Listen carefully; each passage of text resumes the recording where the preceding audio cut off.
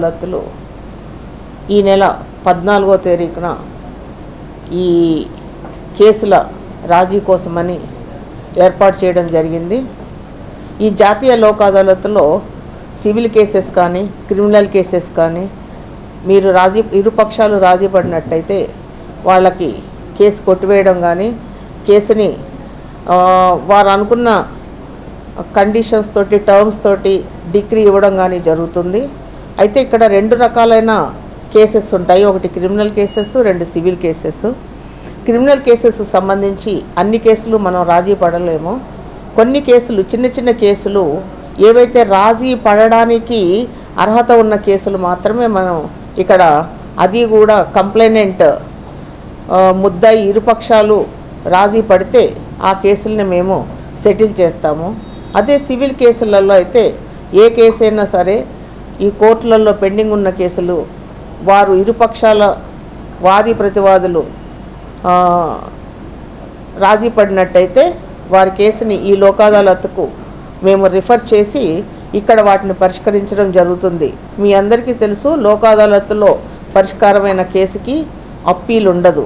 So అదే ఫైనల్గా ఉంటుంది. కాబట్టి ఈ ఎవరైతే ఈ కేసులు పెండింగ్ ఉన్న వాళ్ళకి టైము మనీ 2 కలిసి వస్తాయి.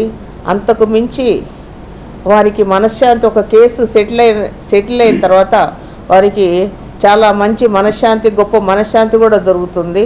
మనం పిల్లలకి ఆస్తులు ఇవ్వచ్చు, కానీ ఇట్లాంటి కేసులు మన సెకండ్ జనరేషన్ కూడా మనం అందివ్వడం కరెక్ట్ కాదు.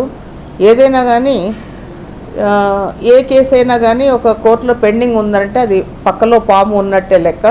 సో దాన్ని వీలైనంత వరకు సెటిల్ చేసుకోవడం మంచిది.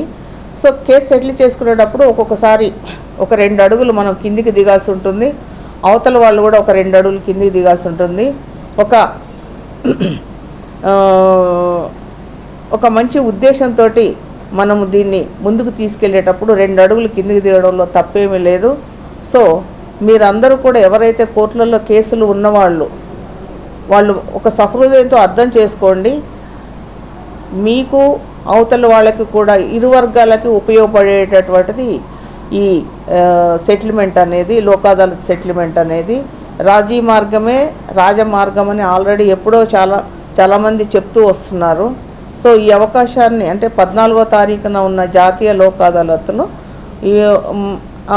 ఉన్నటువంటి కేసుల పరిష్కారం అనేటువంటిది లోక్ అదాలత్లో జరుగుతుంది. కాబట్టి మీరందరూ కూడా ఈ లోక్ అదాలత్లో మీ కేసులను పరిష్కరించుకొని తదనుగుణంగా మిగతా వారికి కూడా స్ఫూర్తిదాయకంగా ఉండాలని.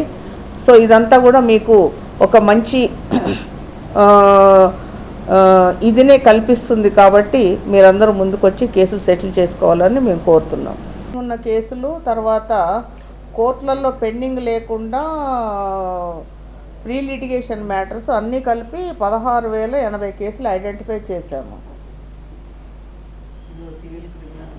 సివిల్ క్రిమినల్ అన్నీ కలిపి మేము ఇచ్చే పబ్లిసిటీ వల్ల కానివ్వండి, వాళ్ళకి అడ్వకేట్స్కి మేము ఇచ్చిన request, try to compromise them, both parties make them to SIT and compromise అని అన్నారు. సో వాళ్ళు కూడా కొంత ప్రయత్నం చేస్తూ ఉన్నారు.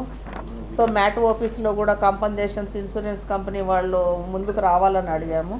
జాతీయ లోక్ అదాలత్ జూన్ 14న అది ఎలా చేయగలరో చెప్తే మేము ఒకసారి చూసి వీ కెన్ కన్ఫర్మ్.